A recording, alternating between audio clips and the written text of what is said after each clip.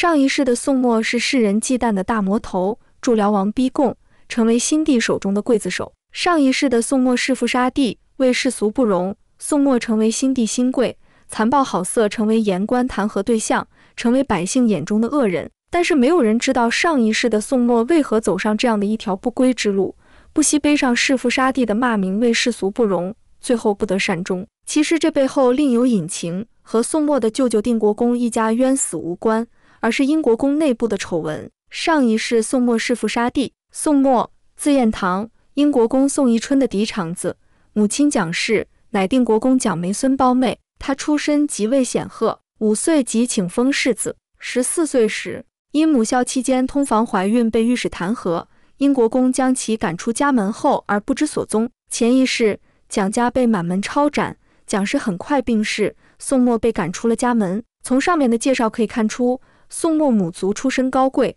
自己也是5岁被封世子，从小优秀，可以说英国公府有了宋末不愁前程了。可是偏偏在14岁母亲意外离世，而他也查出通房有孕，被逐出族谱，赶出家门。很显然他被陷害了，就连母亲的死也另有蹊跷。然而上一世英国公成功将废掉宋末的世子之位，还将他逐出英国公府，所以上一世的宋末最后灰溜溜地离开了京都。后来宋末投靠了辽王，成为了乱臣贼子回来谋反，他为的就是重新回到英国公府报仇。原著中写道，承天20年，穆宗皇帝生病，就藩辽东的5皇子辽王在生母万皇后的说相下，回京都探病，发动宫变，射杀元后沈氏所生的太子，软禁皇上，偷天改日，北记大统，早已成为大家只有在茶余饭后闲聊时才被会记起的宋末，以新皇新父的姿态重新出现在了众人的面前。他单枪匹马，提剑闯进英国公府，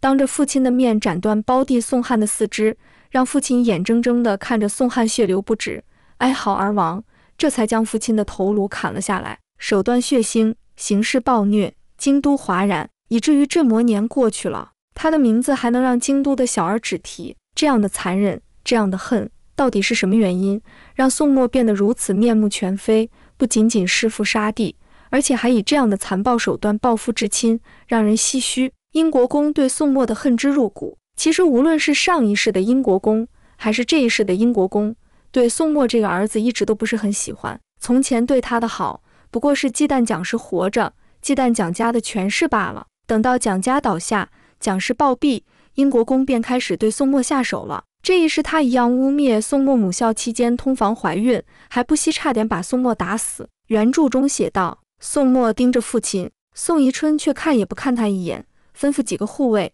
给我打。棍子落在宋末的身上，宋末觉得五脏六腑仿佛都被挪了位，很快他额头上就冒出细细的汗。爹爹！此起彼落的噼啪声中，宋末强撑着抬起头来，问站在五廊下的父亲，魏石魔。宋宜春的目光冷如千年寒冰，孽障，你做的好事还敢问我魏石魔？魏石魔？宋末问父亲。这一刻的宋末才明白，自己的父亲不是不相信自己，而是早已算计好了自己，甚至不惜将自己废掉。宋末五脏内腑受了很重的伤，这也是为何上一世的宋末命不久矣，因为他错过了最好的治疗时间。而这一世的宋末很幸运，因为他遇到了重生一世的窦昭。之前因为护送定国公的幼子和窦昭打过交道，但是宋末还是不信任窦昭，提出要了窦昭身边的陈渠水为人质。陈渠水在宋家一直默默关注宋家的一切，因为他的身份不起眼，所以他的行动也没有人注意。是陈渠水暗中救下了宋末，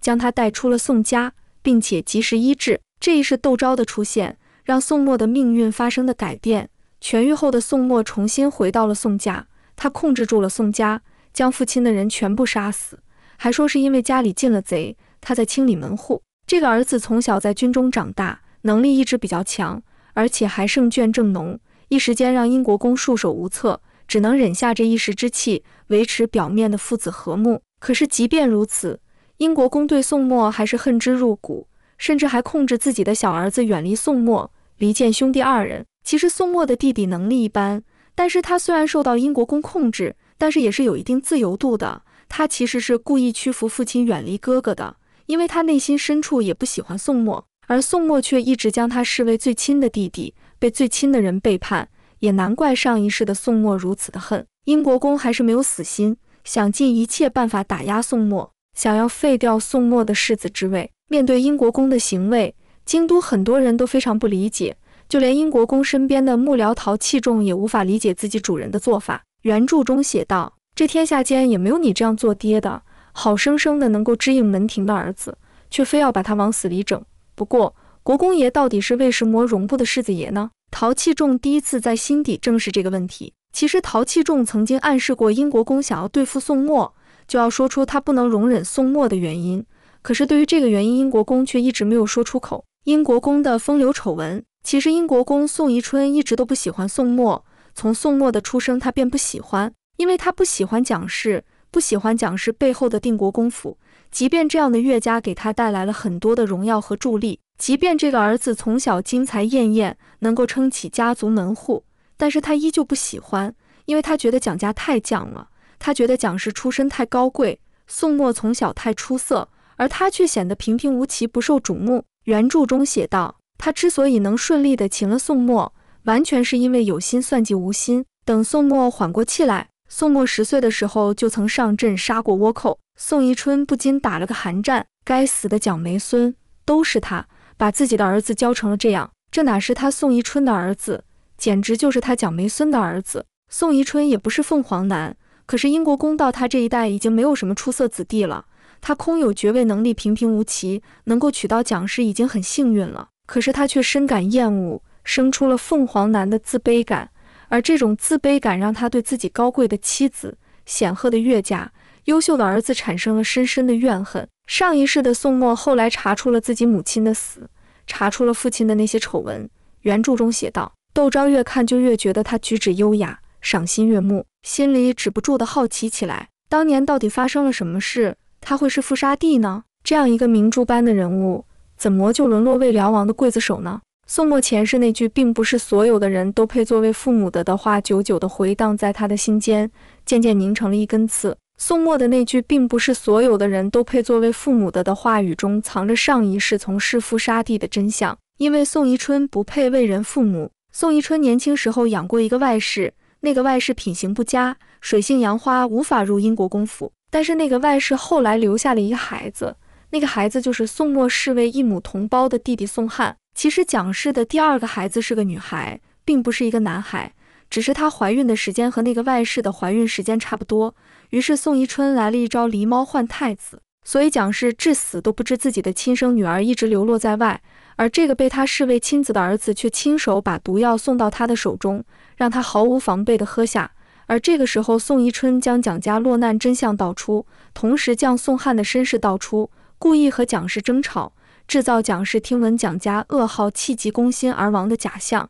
而宋翰是知道自己不是蒋氏亲生儿子的，小时候他不知情，但是后来他亲眼见到了自己的亲母，见到了亲母身边那个和蒋氏极为相似的女孩，他才相信这一切。原著中写道，宋翰向来以李挑娘为耻，他做梦都希望自己是蒋氏生的，做梦都盼着自己是英国公府货真价实的嫡次子，与那个以门卖笑的贱货没有任何关系。为了坐稳自己是英国公嫡子的身份，他不惜亲手杀了自己的亲母，还给亲手将蒋氏灭口，避免未来蒋氏察觉，甚至为了给自己找后路，在这一世的他故意求娶蒋家女，为了让宋墨未来知道真相后，看到他是蒋家女婿的份上留他一命。所以上一世的宋墨落到那样的惨境，不仅仅有父亲宋宜春的算计，还有弟弟宋翰的暗中促进。而宋墨背负了亲父和亲弟的背叛，他内心悲痛无比，上一世的他才会被辽王利用沦落到那个地步。幸好这一世的他遇到了窦昭，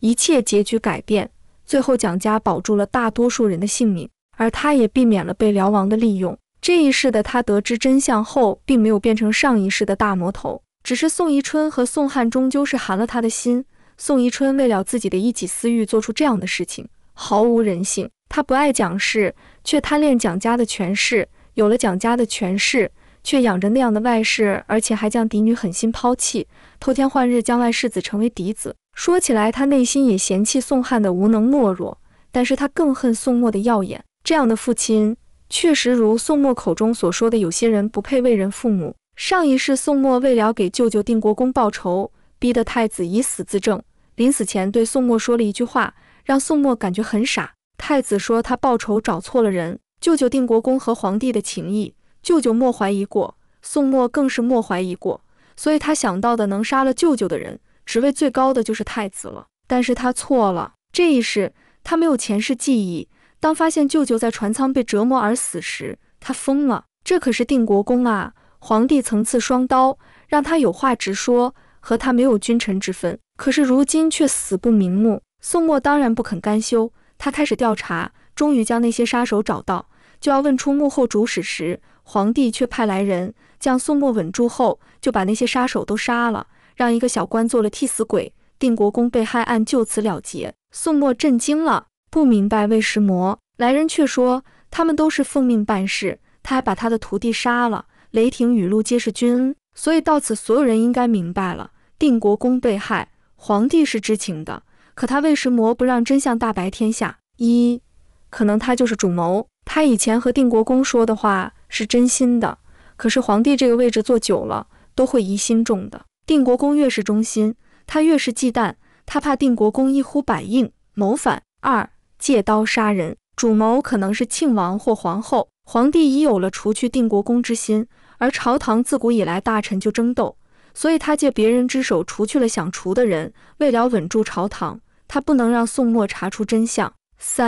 皇帝知道了真凶是谁，但是定国公已逝，他还需要依靠别的大臣，所以为了稳住局面，还不能全部除去，一切还都是皇上说了算。自古以来，上位者都是多疑的，他们给的承诺或者恩赐，还是不要太当真，因为事物都是变化的，心思也是会变的。